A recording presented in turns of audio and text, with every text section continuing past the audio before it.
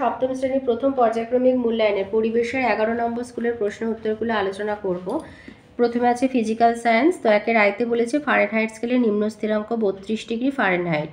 2 লিনতাপ পদার্থের অবস্থান্তর ঘটায়। 3 বলেছে প্রদত্ত কোন মৌলটির পরিবর্তনশীল যোজ্যতা দেখা যায়, এখানে হবে কপার। 4 বলেছে অ্যালুমিনিয়াম আয়ন আর হাইড্রক্সাইড আয়ন দিয়ে গঠিত যৌগের সংকেত AlOH3। 5 মাটির কলসির জল প্রদত্ত কোন ঘটনার জন্য ঠান্ডা থাকে, বাষ্পীভবন। 6তে দিয়েছে জিঙ্কের সাথে কিউপ্রিক ক্লোরাইডে বিক্রিয়া জিঙ্ক ক্লোরাইড আর কপার উৎপন্ন হয়েছে, এই বিক্রিয়াটি হচ্ছে প্রতিস্থাপন বিক্রিয়া। 2 শূন্যস্থান পূরণ। আয়তে দিয়েছে সোডিয়াম পরমাণুর পারমাণবিক সংখ্যা 11। Na+ আয়নে ইলেকট্রন সংখ্যা কত হবে? আচ্ছা, পারমাণবিক সংখ্যা মানে প্রোটন সংখ্যা, প্রোটন সংখ্যা যা হয় ইলেকট্রন সংখ্যাও তাই।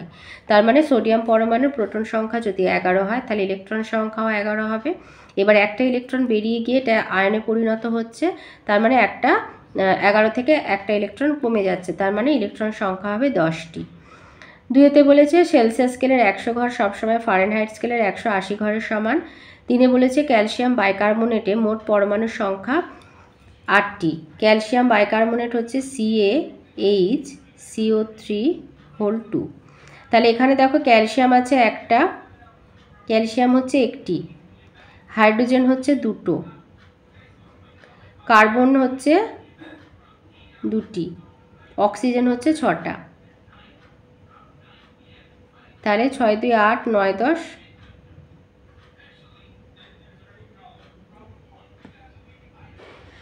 2 2 4।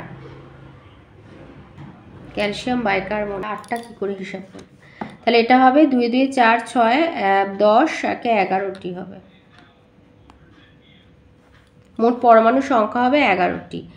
আচ্ছা, 3তে দিয়েছে লেড নাইট্রেট বিশ্লিষ্ট হয়ে, এটা তোমাদের বইয়ের 100 পৃষ্ঠায় রয়েছে, লেড অক্সাইড নাইট্রোজেন ডাইঅক্সাইড আর অক্সিজেন উৎপন্ন হয়েছে। বলেছে সমীকরণটির সমতা বিধান করো আর এটা কী ধরনের বিক্রিয়া বলো। তো এখানে সমতা বিধান করা আছে আর বিক্রিয়াটি হচ্ছে বিয়োজন বিক্রিয়া। এখানে সমতা বিধান করে দিয়েছে, এটা কিন্তু সমতা বিধান করা। 2 বসিয়ে আর এখানে লেড নাইট্রেটের আগে 2, এখানে লেড অক্সাইডের আগে 2 আর নাইট্রোজেন ডাইঅক্সাইডের আগে 4, আর এটা হচ্ছে বিয়োজন বিক্রিয়া, লিখবে বিয়োজন বিক্রিয়া। আচ্ছা, এম ধাতুর নাইট্রেট হবে MnO3 আর কার্বনেট হবে M2CO3। 3তে দিয়েছে কোনো পদার্থ কঠিনীভবনের সময় তাপ গ্রহণ করে না বর্জন করে, তাপ বর্জন করে। 4 বলেছে অ্যামোনিয়াম সালফেটের সংকেত NH4(2)SO4।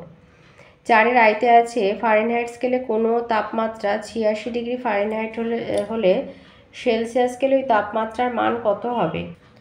তাহলে লিখবে C/5 সমান F-32/9। এবার আমাদের 86 ডিগ্রি ফারেনহাইট বলেছে, তাই F এর জায়গায় 86 লিখবে। 86 থেকে 32 বিয়োগ দিলে হয় 54, তাহলে C সমান 5 × 54/9। 54কে 9 দিয়ে কাটলে 6, 5 6 30। তার মানে সেলসিয়াস স্কেলে ওই তাপমাত্রার মান হবে 30 ডিগ্রি সেলসিয়াস। অথবাতে বলেছে কোনো একদিন ঘরের উষ্ণতা 30 ডিগ্রি সেলসিয়াস হলে ফারেনহাইট স্কেলে ওই উষ্ণতার মান কত হবে? তো আবার লিখবে C/5 সমান F-32/9। এবারে C এর জায়গায় লিখবে 30/5 সমান F-32/9। তাহলে এটা কাটলে হচ্ছে 6, 6 আর 9 গুণ করবে,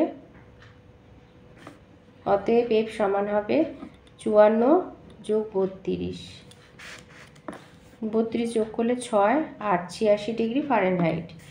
তার মানে ওই উষ্ণতার মান হবে 86 ডিগ্রি ফারেনহাইট।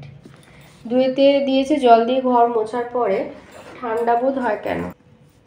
লিখবে জল দিয়ে ঘর মোছা হলে জল মেঝে থেকে লিনতাপ সংগ্রহ করে ও বাষ্পীভূত হয়, এই কারণে মেঝে ঠান্ডা হয়। অথবাতে বলেছে গ্রীষ্মকালে ঘরে দরজা জানলা খোলা রেখে ভেজা পর্দা টাঙানো হলে ঘর বেশ ঠান্ডা থাকে কেন? লিখবে গ্রীষ্মকালে ঘরের জানালা ও দরজায় ভেজা পর্দা টাঙানো হলে ঘর ঠান্ডা থাকে, কারণ পর্দার জল পর্দা এবং ঘরের বাতাস থেকে লিনতাপ সংগ্রহ করে বাষ্পীভূত হয়, ফলে ঘরের উষ্ণতা কম হয় ও আরাম বোধ হয়। অথবাতে বলেছে 3-এ আসি। 3-এ বলেছে বরফের গলনের লিনতাপ 80 ক্যালোরি পার গ্রাম বলতে কি বোঝায়? বরফের গলনের লিনতাপ 80 ক্যালোরি পার গ্রাম, অর্থাৎ 0°C উষ্ণতার 1 গ্রাম বিশুদ্ধ বরফ ওই উষ্ণতার 1 গ্রাম বিশুদ্ধ জলে পরিণত হতে বাইরে থেকে 80 ক্যালোরি তাপ গ্রহণ করে। অথবাতে আছে হাতে স্পিরিট ঢাললে ঠান্ডা অনুভূত হয় কেন। এখান থেকে লিখবে যে স্পিরিট বা ইথার হচ্ছে উদ্বায়ী পদার্থ, অর্থাৎ এই ধরনের পদার্থ খুব তাড়াতাড়ি বাষ্পীভবন হয়। বাষ্পীভবনের জন্য দরকার হয় লিন তাপ। স্পিরিট তখন আশেপাশের পরিবেশ ও হাত থেকে সেই লিন তাপ সংগ্রহ করে, ফলে হাতের ওই অংশ তখন তাপ হারায়। তখন পাশাপাশি অঞ্চলের তুলনায় ওই অংশের উষ্ণতা কমে যায়, ফলে ওই অংশে ঠান্ডার অনুভূতি হয়। 4 দিয়েছে চুনাপাথরকে তাপ দিলে কি ঘটবে, বিক্রিয়ার সাহায্যে দেখাও। চুনাপাথর ক্যালসিয়াম কার্বনেটকে তাপ দিলে পোড়াচুন ক্যালসিয়াম অক্সাইড ও কার্বন ডাই অক্সাইড উৎপন্ন হয়। আর এই হচ্ছে সমীকরণ। অথবাতে আছে সমতা বিধান করো। তো এদিকে দেখো, বাঁ দিকে হচ্ছে 2টো হাইড্রোজেন 2টো অক্সিজেন, এখানে ডান দিকে 2টো হাইড্রোজেন কিন্তু একটা অক্সিজেন, তাহলে এই অক্সিজেনকে 2টো করতে গিয়ে আমার হাইড্রোজেন হয়ে গেল 2 দুগুণে 4, সেই জন্য বাঁ দিকে হাইড্রোজেনের আগে 2 লিখে দিলে। বিয়ের দাগে যেটা নাইট্রোজেন আর হাইড্রোজেনের বিক্রিয়া অ্যামোনিয়া উৎপন্ন হয়েছে, এখানে অ্যামোনিয়া দেখো 3টে, ডান দিকে বাঁ দিকে আছে 2টো। তো আমি যদি এখানে আমি 4 লিখবো, 4টে, তাহলে এখানে হচ্ছে হাইড্রোজেন হয়ে গেল 3 4 12 আর 4টে নাইট্রোজেন। এর আগে 2 লিখে দিলাম, 2 দুগুণে 4, 4টে নাইট্রোজেন হয়ে গেল, কিন্তু হাইড্রোজেন হয়ে গেছে 12টা, তাই এর আগে 6 লিখে দেবো। 6 দুগুণে 12। লাইফ সায়েন্সে আসে। 1 আয়তে দিয়েছে কোন ভিটামিনের অভাবে রিকেট রোগ হয়, ভিটামিন ডি। 2 দিয়েছে চুল ও নখে কোন প্রোটিন থাকে, কেরাটিন। 3 বলেছে বেরি রোগটির জন্য দায়ী হচ্ছে ভিটামিন বি কমপ্লেক্স। 2 আছে শূন্যস্থান পূরণ করো। আয়তে বলেছে একটি উদ্ভিজ্জ রাসায়নিকের নাম ক্যারোটিনয়েডস। 2 দিয়েছে জলে দ্রাব্য ভিটামিন হচ্ছে ভিটামিন সি। 3 বলেছে 1 বছরের কম বয়স্ক শিশুদের মধ্যে প্রোটিন ও শক্তির অভাবজনিত রোগটির নাম হলো ম্যারাসমাস। 3 আসি। 3 আয়তে দিয়েছে প্রোটিন জাতীয় খাদ্যের একটি কাজ লেখো। প্রোটিন জাতীয় শক্তির একটা প্রধান কাজ হচ্ছে শক্তি উৎপন্ন করতে সাহায্য করে। এছাড়া আছে দেহের বিভিন্ন অংশ বা কলা গঠনে সাহায্য করে, ক্ষত সারাতে, শ্বাসবায়ু পরিবহনে সাহায্য করে, পেশি সংকোচনে সাহায্য করে। ভিন্ন ভিন্ন প্রোটিন গুরুত্বপূর্ণ ভূমিকা পালন করে, এছাড়া দেহের রোগ প্রতিরোধও করে। তাহলে লিখবে প্রোটিনের একটি কাজ হচ্ছে দেহের শক্তি উৎপন্ন করতে, বা বলতে পারো শ্বাসবায়ু পরিবহনে সাহায্য করে। 2 দিয়েছে কোন মৌলের অভাবে রক্তাল্পতা দেখা যায়, আয়রনের অভাবে। 4 আসি। 4 আয়তে দিয়েছে আইসক্রিমে কি কি ক্ষতিকর পদার্থ মেশানো থাকে। লিখবে আইসক্রিমে যে ক্ষতিকর পদার্থ মেশানো থাকে সে হচ্ছে কারাজিনান, ব্রোমিনেটেড ভেজিটেবল অয়েল। কারাজিনান আর ব্রোমিনেটেড ভেজিটেবল অয়েল মেশানো থাকে। 2 বলেছে জলকে গরম করতে প্রচুর তাপের প্রয়োজন হয়, জলের এই ধর্ম জীবদেহে কিভাবে কাজে লাগে। এই যে জলকে গরম করতে প্রচুর তাপের প্রয়োজন হয়। বাইরের পরিবেশের তাপমাত্রা দ্রুত বদলালেও পাখি, স্তন্যপায়ী জাতীয় প্রাণীদের দেহের তাপমাত্রা নির্দিষ্ট থাকে। 3 দিয়েছে প্রক্রিয়াজাত খাদ্য বলতে কি বোঝো, আর এরূপ একটি খাদ্যের উদাহরণ দাও।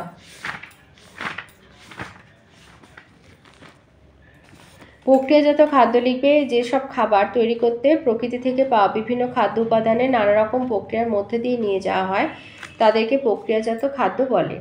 আর প্রক্রিয়াজাত খাদ্যের উদাহরণ হচ্ছে ভাত, মুড়ি, ছানা ইত্যাদি। তাহলে প্রক্রিয়াজাত খাদ্যের উদাহরণ হলো ভাত, মুড়ি, ছানা ইত্যাদি। 4 দিয়েছে ক্যালসিয়াম এবং আয়োডিন খনিজের একটি করে কাজ লেখো। ক্যালসিয়াম আর আয়োডিন খনিজের একটি করে কাজ। তো ক্যালসিয়ামের কাজ হচ্ছে বারবার, আচ্ছা এটা তো এই যে কাজ লিখবে, ক্যালসিয়াম দাঁত ও হাড় গঠন করে, আর আয়োডিন হচ্ছে মানসিক বৃদ্ধি আর বুদ্ধি নিয়ন্ত্রণ করে। ক্যালসিয়ামের আরও আছে পেশি সংকোচনকে স্বাভাবিক রাখে, বা কোনো কাটা জায়গা দিয়ে রক্ত বেরোতে শুরু করলে রক্তকে জমাট বাঁধতে সাহায্য করে। 3টে কাজ আছে, তো যে কোনো একটা দিয়ে দেবে। ক্যালসিয়াম আর আয়োডিন হচ্ছে মানসিক বৃদ্ধি আর বুদ্ধি নিয়ন্ত্রণ করে।